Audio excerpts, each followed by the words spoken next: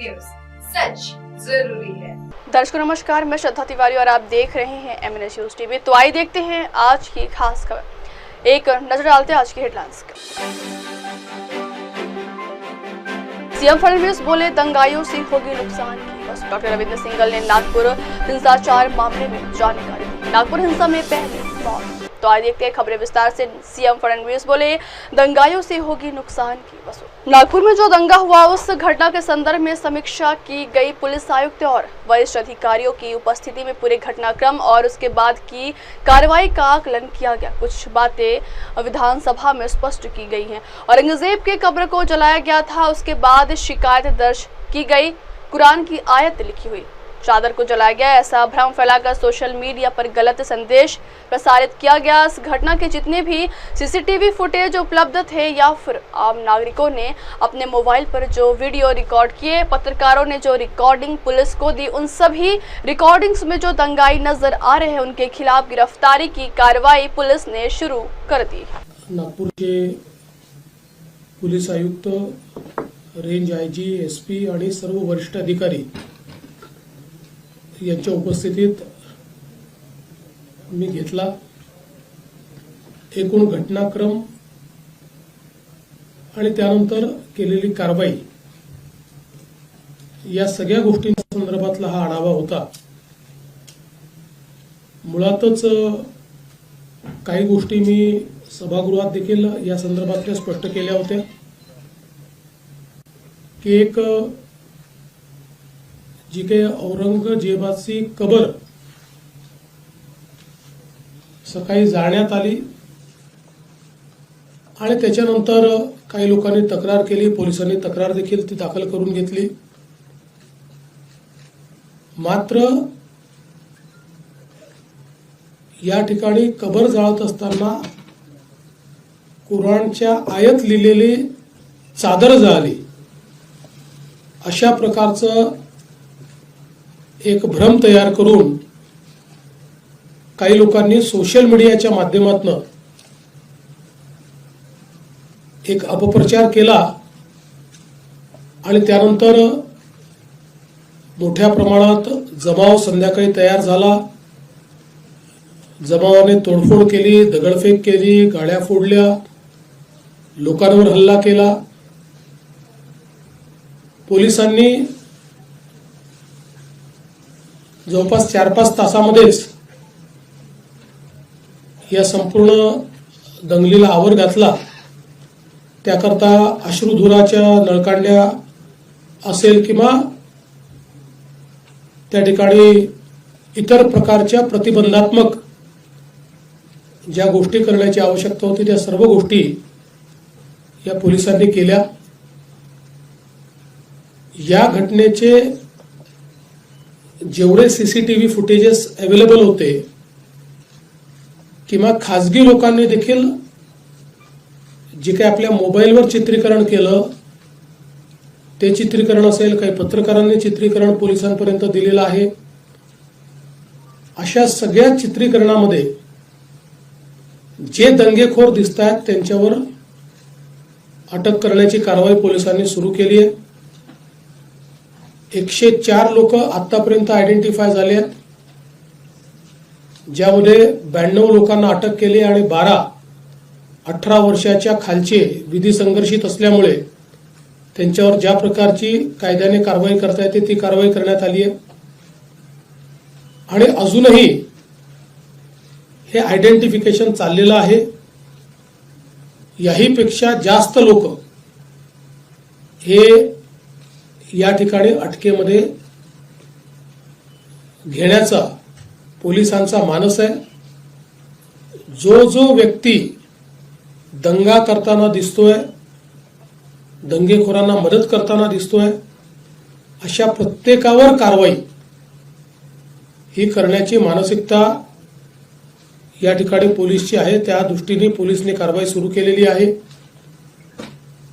आणि यासोबत मोठ्या प्रमाणात सोशल मीडियाचं ट्रॅकिंग करून ज्या लोकांनी ही घटना घडावी किंवा ही घटना ॲग्रिवेट व्हावी म्हणून पोस्ट केलेल्या आहेत त्या सगळ्यांना दंगेखोरांसोबतच सहआरोपी बनवलं जाणार आहे. कारण त्यांनी सोशल मीडियाच्या माध्यमातून हा दंगा भडकवण्याकरता त्या ठिकाणी मदत केलेली आहे. त्यामुळे त्यांच्यावरही कारवाई केली जाणार आहे. जवळपास 68 पोस्ट या आतापर्यंत आयडेंटिफाय होऊन डिलीट झालेल्या आहेत आणि त्यांच्यावर कारवाई झाली आहे. अजून काही पोस्टची माहिती घेणं चाललेलं आहे. आणि अशा प्रकारे ज्या लोकांनी भडकवणारा पॉडकास्ट केलं, ज्यांनी चुकीच्या पोस्ट टाकून अफवा पसरवून त्या ठिकाणी लोकांमध्ये एक पॅनिक तयार केलं, अशा सगळ्या लोकांवर मोठ्या प्रमाणात कारवाई होईल. ज्या लोकांचं नुकसान झालेलं आहे, गाड्या फोडणं, काहींच्या पार्शली गाड्या फुटल्या आहेत, त्या सगळ्यांना पालकमंत्र्यांनी स्वतः लक्ष घातलेलं आहे. त्या सगळ्यांना नुकसान भरपाई ही येत्या 3 ते 4 दिवसात दिली जाईल. आणि आता जो काही आपण काही निर्बंध घातलेले आहेत, त्या निर्बंधांमुळे थोडं जनजीवनावर परिणाम होतोय, व्यापारावरही परिणाम होतोय. त्यामुळे ते लवकरात लवकर त्यात शिथिलता आणावी अशा प्रकारचा प्रयत्न आहे. पण त्याचवेळी पोलीस सजग राहणार आहेत आणि कोणीही दंगा करण्याचा प्रयत्न केला तरी देखील अतिशय कडक कारवाई केली जाईल. आत्ता जे काही नुकसान झालेलं आहे, हे सगळं नुकसान दंगेखोरांकडनं वसूल करण्यात येईल. त्याची सगळी किंमत काढली जाईल आणि ते दंगेखोरांकडनं वसूल केलं जाईल. आणि दंगेखोरांनी ते पैसे भरले नाहीत तर त्यांची प्रॉपर्टी विकली जाईल. अशा प्रकारे नागपूरमध्ये किंवा महाराष्ट्रात कुठेही या गोष्टी सहन केल्या जाणार नाहीत. नागपूरमध्ये तर एक नागपूरचा शांततेचा इतिहास राहिला आहे. 1992 नंतर नागपूरला कधीही मेजर अशा प्रकारचा इन्सिडन्स झालेला नाही. छोटे मोठे झाले असतील. आणि म्हणून आता जर अशा प्रकारे दंगेखोरांना सरळ केलं नाही तर त्यांना अशी सवय पडेल. म्हणून याच्यामध्ये कुठलाही टॉलरन्स हा पोलीस विभाग करणार नाही. तशाच प्रकारच्या सूचना पोलिसांना दिलेल्या आहेत.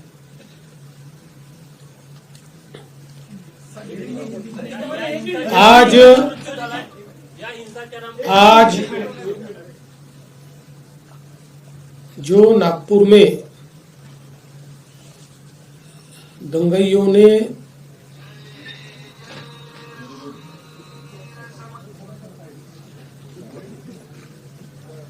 जिस प्रकार से दंगा किया, उसके बारे में एक वरिष्ठ स्तर की बैठक मैंने की है.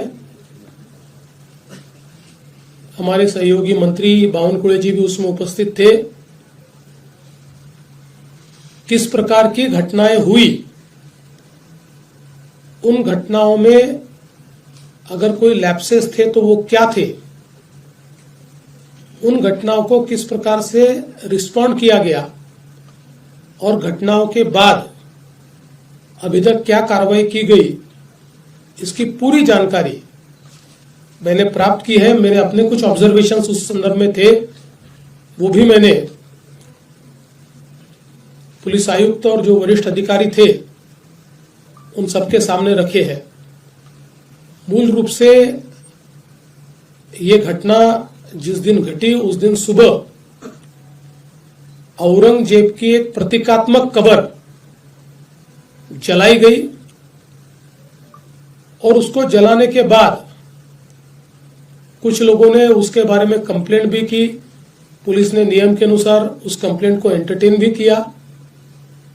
लेकिन बाद में कुछ लोगों ने सोशल मीडिया का उपयोग करते हुए पॉडकास्ट और पोस्ट के माध्यम से ये औरंगजेब की प्रतीकात्मक कब्र नहीं जलाई गई तो इस पर दरगाह की चादर लगाई थी और उसमें कुरान की आयतें लिखी हुई थी, उसको जलाया गया। इस प्रकार का एक झूठा प्रचार किया और लोगों की भावनाओं को भड़काने का काम किया। शाम के समय नागपुर के कुछ इलाकों में लोग जमा हुए और दंगइयों ने पत्थरबाजी की, गाड़ियों को तोड़ा, दुकानों पर हमला किया और बड़े पैमाने पर नुकसान करने का काम किया। पुलिस ने भी अच्छी कार्रवाई की। 4, साढ़े 4, 5 घंटे में पुलिस ने इस पर पूरा काबू लाया। उसके लिए आंसू गैस के गोले छोड़ने की बात हो या अलग अलग प्रकार से जो कार्रवाई करनी पड़ती है वो सारी कार्रवाई पुलिस ने की, जिसके कारण इसको काबू में लाया गया। इसमें बड़े पैमाने पर पुलिस घायल हुई। पुलिस के हमारे डीसीपी लेवल के 3 लोग और कुल मिलाकर 33 पुलिस के लोग और कुछ सिविलियंस और सारे कुल मिलाकर 40 लोग इस प्रकार से इसमें घायल हुए। उसके बाद पुलिस ने इन इलाकों में कर्फ्यू भी लगाया। अभी उस दिन के बाद इन इलाकों में कोई घटना नहीं घटी है, शांति है। लेकिन जो सीसीटीवी फुटेजेस हमारे पास उपलब्ध थे, अलग अलग लोगों ने वीडियोस दिए थे, उन वीडियोस को भी एनालाइज किया गया। पत्रकारों ने भी पुलिस के पास कुछ वीडियोस दिए, उसको भी एनालाइज करने के बाद जो दंगई है उनकी पहचान कर ली गई है। 104 लोगों को अभी तक पहचान कर पकड़ा गया है, जिसमें 92 लोगों को अरेस्ट किया है। 12-18 साल के अंदर के विधि संघर्षित बालक है, उनको उस कानून के तहत उन पर कार्रवाई की गई है। और जब तक आखिरी दंगई को पकड़ा नहीं जाता, ये कार्रवाई रुकने वाली नहीं है। ये कार्रवाई चलती रहेगी। लगातार एविडेंस आ रहा है, उस एविडेंस के आधार पर ये कार्रवाई यहां पर चल रही है। ये भी तय हुआ है कि ये जितना नुकसान दंगइयों ने किया है, इसका पूरा हिसाब निकाला जाएगा और ये पूरा नुकसान उनसे वसूल किया जाएगा। और अगर वो नुकसान के पैसे नहीं भरते हैं तो उनकी प्रॉपर्टी को बेचकर ये नुकसान भरपाई की जाएगी। किसी भी हालत में इस प्रकार से किसी को दंगा करके दूसरे को नुकसान पहुंचाने की इजाजत नहीं दी जाएगी। जिनकी गाड़ियों का नुकसान हुआ है, सरकार उनको मदद करने वाली है। जो भी हमारे नियम है, उन नियमों में बैठाकर हम लोग निश्चित रूप से उनको मदद करेंगे। अगले 7 दिनों में ये मदद करने की हमारी कोशिश होगी। और साथ साथ जिन लोगों ने सोशल मीडिया का उपयोग करते हुए इस प्रकार के पोस्ट किए, जिसके कारण दंगे भड़के या दंगे भड़कने में या लोगों को भड़काने में जिनकी पोस्ट ने काम किया है, ऐसे लोगों को भी हम लोग सह आरोपी बनाएंगे, को एक्यूज बनाएंगे और उनको भी दंगे का आरोपी माना जाएगा। करीब 68 पोस्ट ये अभी तक आइडेंटिफाई करके उसको डिलीट किया गया है। कुछ आइडेंटिफिकेशन अभी भी जारी है। वो आइडेंटिफिकेशन होने के बाद उस पर भी कार्रवाई की जाएगी। नागपुर की एक अपनी संस्कृति है। 1992 के बाद नागपुर में कभी भी इस प्रकार के दंगे नहीं हुए। कभी छोटी मोटी घटना हुई होगी, लेकिन इस प्रकार से आगजनी करना, लोगों के गाड़ियों को तोड़ देना, पत्थरबाजी करना, ये किसी भी हालत में सहन नहीं किया जाएगा और इस पर कड़ी से कड़ी कार्रवाई ये हमने शुरू कर दी है और ये जारी ही रहेगी जब तक हम लोग ये जो दंगे हैं इनको सबक नहीं सिखा देते। विशेष रूप से जिन्होंने पुलिस पर हमला किया है उनको तो निश्चित रूप से अपनी करतूत का भुगतान करना ही पड़ेगा। कड़ी से कड़ी धाराएं उन पर लगकर जब तक उनको कठोर से कठोर दंड नहीं होता तब तक हम लोग शांत नहीं बैठेंगे। सर, क्या इसमें विदेशी शक्तियों का भी जिक्र किया जा रहा है कि बांग्लादेश कनेक्शन जोड़ा जा रहा है, मालेगांव कनेक्शन जोड़ा जा रहा है, और क्या इसकी जांच नागपुर पुलिस के साथ साथ एनआईए भी कर रही है क्या? सर, याला दोन केरळ अँगल काय आहे का सर याच्यात? देखिए, इसमें अभी सारी तफ्तीश चल रही है। अब जो लोग अलग अलग प्रकार के पोस्ट करते हैं उनमें से कुछ लोगों के पोस्ट में कुछ ऐसी चीजें भी दिखाई पड़ी है कि जो बांग्लादेशी लगती है, पर आज इसमें बांग्लादेशी एंगल है या विदेशी हाथ है ऐसा कहना इस समय उचित नहीं होगा जब तक उसकी पूरी जांच नहीं हो जाती। इसलिए मुझे लगता है कि अभी जहां तक मालेगांव का सवाल है तो वो तो दिख ही रहा है, क्योंकि जो पार्टियां मालेगांव की इनको मदद कर रही है, इन्होंने वहां पर जो ऑफिस खोला है, जो आरोपी है, तो वो कनेक्शन तो बिल्कुल दिखाई पड़ रहा है।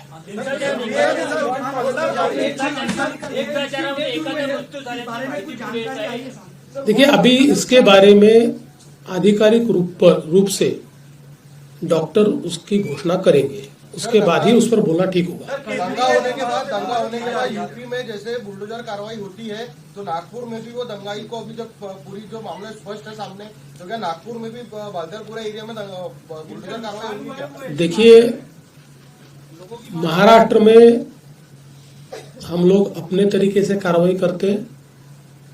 जहां बुलडोजर चलाने की आवश्यकता होगी वहां चलेगा, जहां गलत काम होगा उसको रौंदा जाएगा, किसी को बख्शा नहीं जाएगा। पहले कर्फ्यू में शिथिलता लाई गई। सर के बाइट में कहा गया है सिद्धि सर ने कि 80 लोगों में से 11 लोग, आपने भी बताया कि विधि संघर्ष बच्चे हैं, तो ये फिलिस्तीनी पैटर्न है। तो हमारा एक लॉ है कि अगर 18 साल से कम बच्चा जो है वो गाड़ी चलाता है, कुछ एक्सीडेंट होता है या पकड़ा जाता है तो माँ बाप मतलब उसकी सजा होती है। तो ऐसे में नहीं लगता अगर ये आगे रोकने के लिए ऐसा कुछ कानून बनना चाहिए?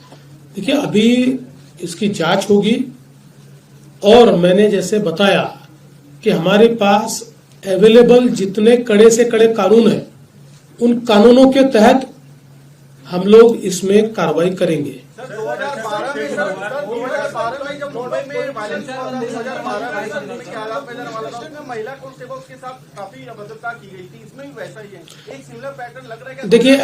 देखिए, महिला कांस्टेबल के साथ अभद्र व्यवहार हुआ, मैंने सीपी साहब को ये पूछा है, ऐसी परिस्थिति नहीं है। हाँ, महिला कांस्टेबल पर पत्थर फेंके गए, उनको आहत करने का प्रयास हुआ है, लेकिन जिस प्रकार से मीडिया में बातें चली है, मैंने उसके बारे में पुलिस कमिश्नर से जानकारी ली और पुलिस कमिश्नर ने स्वयं उसकी जांच की है और उनका कहना यह है उस प्रकार का अभद्र व्यवहार नहीं हुआ है। हाँ, जरूर, और ये भी गलत ही है कि महिला कांस्टेबल को घेर कर उनके ऊपर पत्थर फेंकना, तो उसके ऊपर वैसी कार्रवाई होगी। पूरा मामला सर, एक प्रश्न असा आहे, ज्या पद्धतीनं नागपूरमध्ये आता नॉर्मलाइज झालं पाहिजे, कर्फ्यू जो आहे तो काही पोलीस स्टेशनमध्ये आहे, 2 तासाचं रिलॅक्सेशन दिलं होतं, ते पण मागे घेण्यात आलं, हे किती दिवसात हळूहळू टप्प्याटप्प्याने मला असं वाटतं की आजपासनं टप्प्याटप्प्याने हे पूर्ण काढून टाकणार, पूर्ण काढणार। या घटनेच्या माध्यमातून मला अडचणीत आणण्याचा प्रयत्न केला गेला अशी चर्चा आहे। मला असं वाटतं की असं म्हणणं हा मूर्खपणा आहे। काही लोक अशा घटनांमध्ये राजकारण शोधतात आणि अशा प्रकारचं वक्तव्य करतात, त्या वक्तव्याला काही अर्थ नाही आहे. घटना गंभीर आहे, त्याला कुठलाही राजकीय अँगल नाही आहे. या घटनेमध्ये जे जे काही लोक इन्व्हॉल्ड आहेत त्या लोकांना कठोर शासन दिल्याशिवाय आम्ही थांबणार नाही. कट रचण्यात आला होता का, प्री प्लॅन होतं का हे सगळं, आणि आता मास्टर माइंड कोण आहे असं वाटतं? नाही, असं आहे की काही इंडिकेशन जरूर आहे की काही ठिकाणी प्लॅन झालेला दिसतोय, म्हणजे काही ठिकाणी तयारीत लोक आहेत असंही दिसत आहे. पण जोपर्यंत याचा तपास पूर्ण होत नाही तोपर्यंत अधिकारिकरित्या हे म्हणणं योग्य होणार नाही.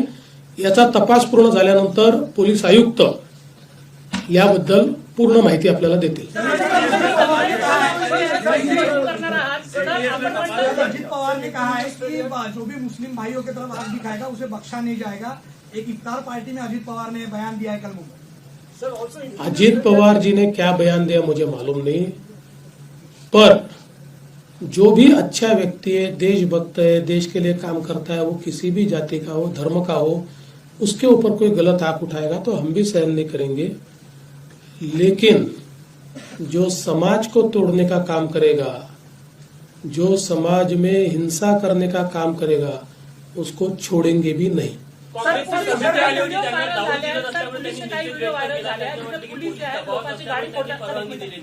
गाड्या फोडताना दिसलाय पोलिसांचे व्हिडिओमध्ये की पोलिस गाड्या फोडतात. आपण म्हटलं की दंगाईकडून पैसे वसूल करणार आहात, तर जे पोलिसांनी जे गाड्या फोडल्या त्याला काय विचार करून असं आहे की शेवटी जेव्हा अशा प्रकारची धावपळ असते त्यावेळेस पोलीसही दंडा घेऊन मागे पळत असतात, एखादा दंडा कुठे मारतात.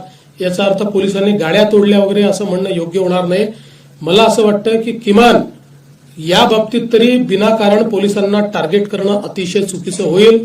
पोलिसांनी नीट काम याच्यामध्ये केलंय, पोलिसांनी मार खाल्लेला आहे, त्यामुळे पोलिसांची बाजू आपण घेतली पाहिजे. समिती आली आज, ते राजकारण करता या मुद्द्यावर असं वाटतंय का? काँग्रेसची समिती किती गंभीर आहे याचं एकच उदाहरण मी देतो की ज्याच्यावर अकोला दंग्याचा आरोप आहे त्या दंग्याचा आरोपी हा त्यांच्या समितीचा सदस्य आहे.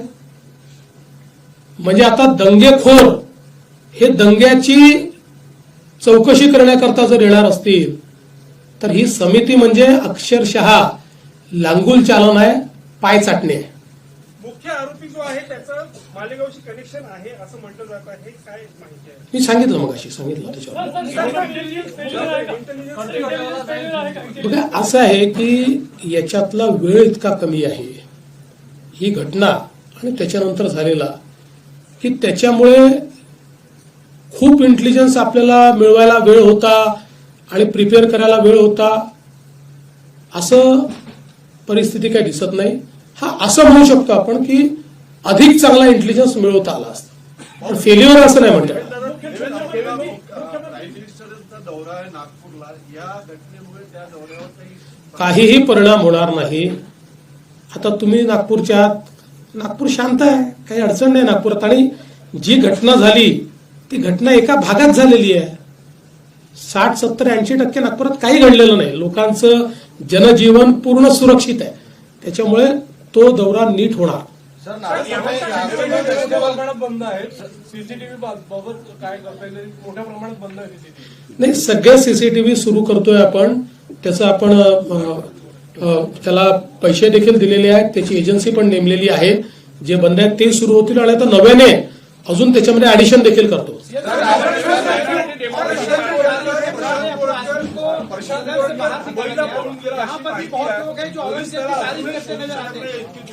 असं आहे, कुठलीही शहानिशा न करता बातम्या चाललेल्या आहेत. आणि मी तुम्हाला सांगतो, तो दुबईला जाऊ का अजून कुठेही जाऊ, पोलीस शोधून काढतील आणि त्याच्यावर कारवाई करतील म्हणजे करतील.